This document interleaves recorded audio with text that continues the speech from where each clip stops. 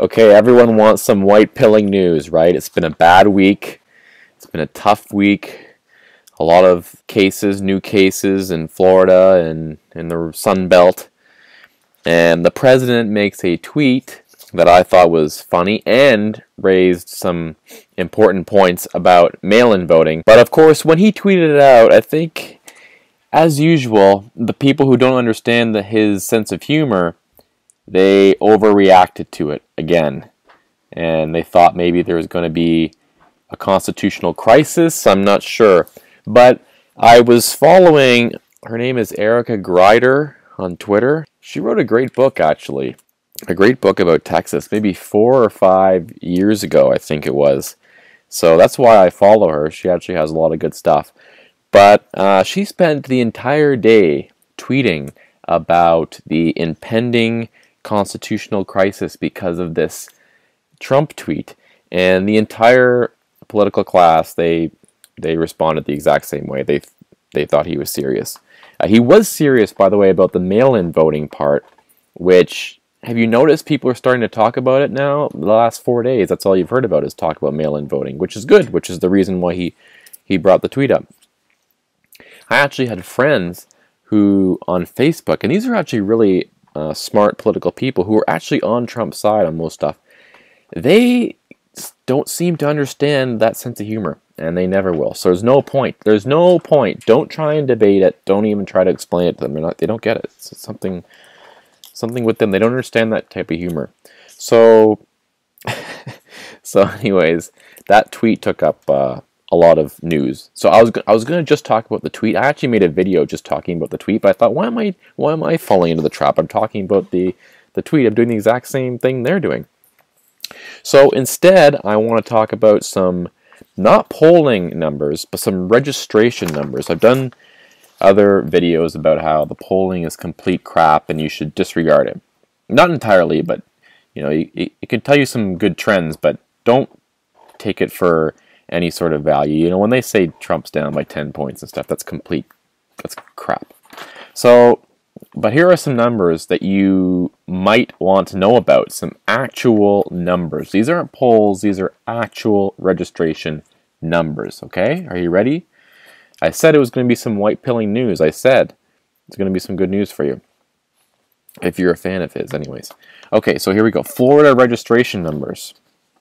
November 2016, the Democrats in Florida had 4,877,749 registered Democrats. The registered Republicans in the state of Florida, 4,550,311. In March 2020, this is March, so bear that in mind. Now, there was a little bit more data. Somebody subtweeted on this tweet about this info. I need to check that for validity. There is some updated info, and it is also good for the president. But anyway, here we go. March 2020, Democrat registration, 5,105,433. Republican registration, 4,824,547. So the gap has narrowed from 327,438 back in 2016, when he won the state, by the way. Now it is 280,886. Okay? So remember, he won the state last time, and the numbers have gotten better, at least with registration.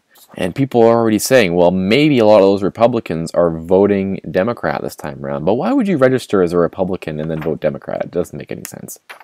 So, Pennsylvania registration numbers. These ones aren't broken down as specific, but if I do get them, I will let you know about that. So, Pennsylvania registration numbers, normally 47% Democrat, 38% Republican, 14% Independent. There have been 30,400 new voters since 1 month ago. The Democrats have added 5,400 voters. The Republicans have added 18,500. And the Independents, 6,500. And by the way, when you see independent, when you see independent, That doesn't mean moderate, okay? That does not mean moderate. And everyone always gets that confused. They think, oh, the independents are people who are on the fence. They're not sure what they're going to do. Actually, no. The independents are usually Republicans who don't like the Republican Party anymore. Usually. So you can bet that of that 6,500 number of new independents, I'm thinking a lot of those people are probably going for Trump, and they're just ticked off at the Republicans for just being the Republicans and not getting anything done. So those are actual numbers. Instead of looking at the polls and having to look at, oh, how are the polls weighted? There weren't enough Democrats in there weren't enough Republicans in there. People go back and forth about this all the time. So you look at those numbers, and it is looking pretty good. Pretty good. So they won't tell you that, by the way. They won't tell you all that. So what is all this from? What can we conclude? This Pennsylvania number, by the way, is since last month.